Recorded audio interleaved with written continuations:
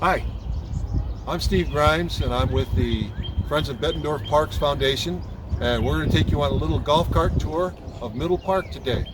Tell you a little bit about the golf cart tour. The Friends of Bettendorf Parks, first of all, is a volunteer organization that helps support the different programs, activities, and facilities within the city of Bettendorf for the Parks and Recreation Department.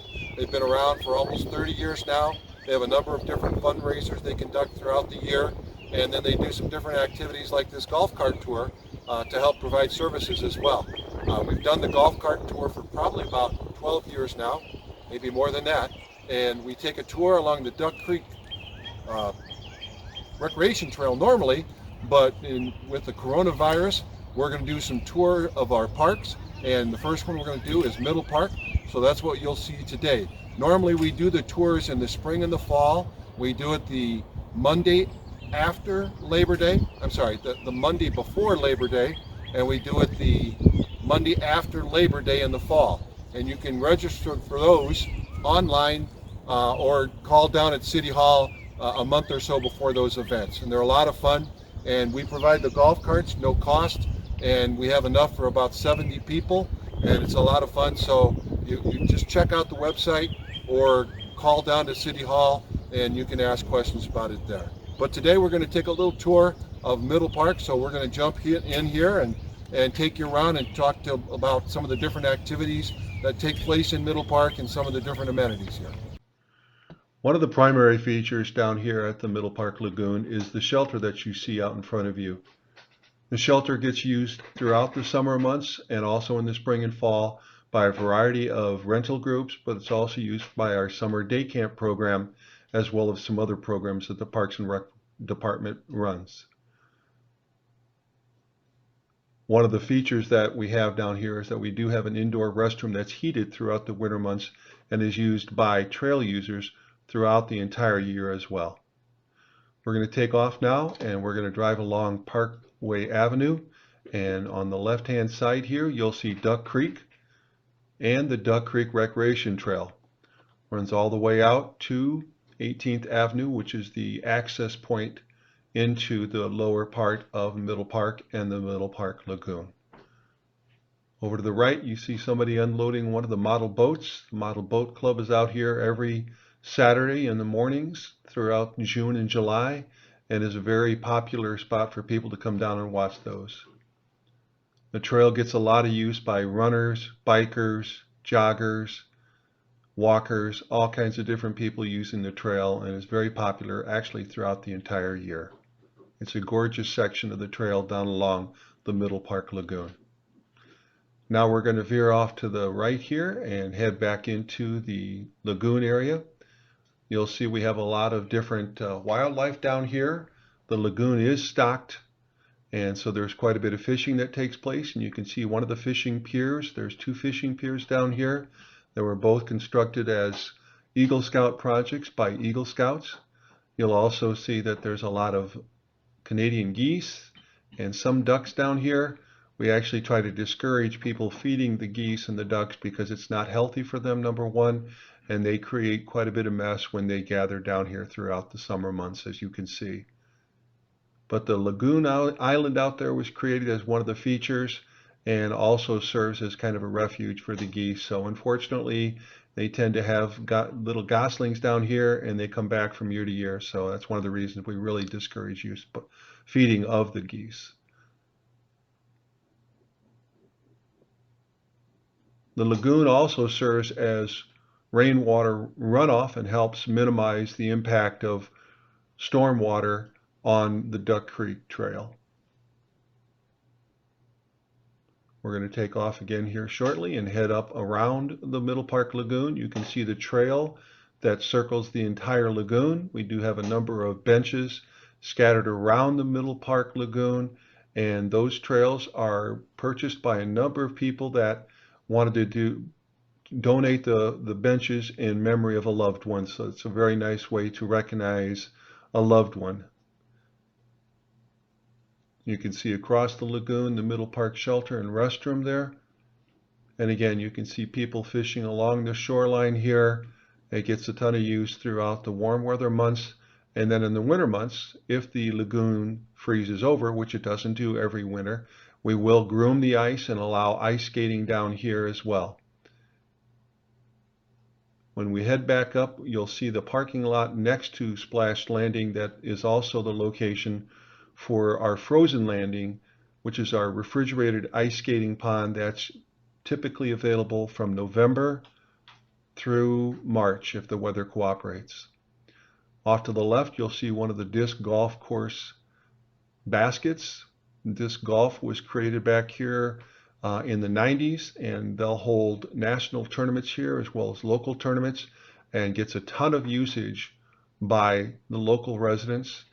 Very popular game, and if you've never seen it played, it's very simple. You just basically have a frisbee or a disc that you throw, and there's a variety. There are 18 holes located within Middle Park, and the goal is to throw the disc into that chained basket there. We'll take off again, and we're going to head up the hill here. Middle Park is the site of the largest 4th of July festival in the Quad City area. We have a great fireworks show every 4th of July, and as we get to the top of the hill here, you'll see the upper parking lot here. This is actually where they'll shoot the fireworks off every year.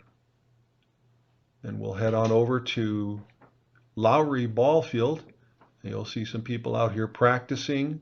Looks like they're getting ready for fall football, but this is also a very popular spot for our Bettendorf PV Youth Baseball League.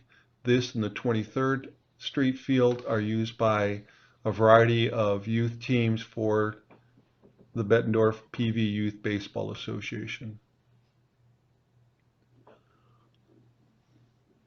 As we head further north into the park, you'll see across the street in the background the Life Fitness Center across Middle Road, another popular amenity for our community. And we'll cross over here. You'll see us approaching Splash Landing again. Again, Splash Landing, which was originally built as Middle Pool back in 1968, has served our community very well.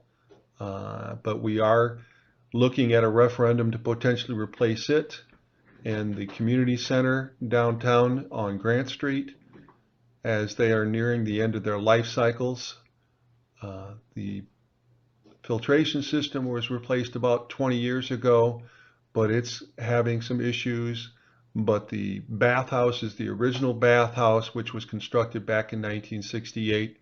Still serves the public fairly well, but does not meet any of the ADA accessibility codes, and is starting to run into some other issues as well. The slides and all the other amenities within Splash Landing are also 20 plus years old now, and so we're really looking at a serious need to replace Splash Landing's facility.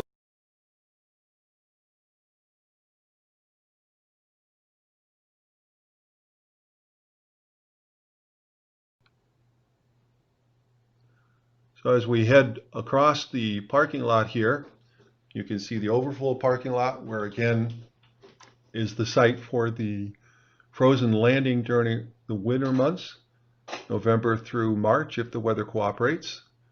You can see the chiller that's over there, and again 23rd Avenue straight ahead, and to the left is Middle Road, and that's the intersection there. Now we're heading into the Centennial Garden. Centennial Garden was originally founded back in 2002 and dedicated in 2003, which was the 100th anniversary for the city of Bettendorf. And you can see this is just starting to bloom now, and this is really a gorgeous garden that gets used a lot for prom pictures, homecoming pictures, and other things. The gazebo in the center was created by a local artist.